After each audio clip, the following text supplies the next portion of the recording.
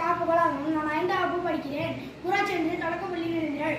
வீழ்ந்து கிடந்த வாரத்தை நிமிரச் செய்தனால், மக்கள் கையில் அதிகாரம் மலரச் செய்தனால், குடியரசு தினத்தின் முக்கியத்துவம் 1947 நமக்கு விடுதலை கிடைத்தாலும் நமக்கென்றே ஒரு சட்டமன்றம் உருவானது. 1950 ஜனவரி 27 தான் அன்றுதான் இந்தியா ஒரு குடியரசு நாடாக அறிவிக்கப்பட்டுள்ளது. மக்களால் தேர்ந்தெடுக்கப்பட்டவர்களே மக்களை ஆட்சி செய்யும் முறை உருவானது.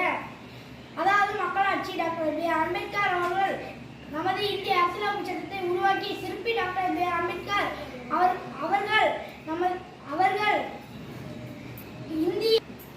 அவர்கள் உலகின் மிகப்பெரிய ஜனநாயக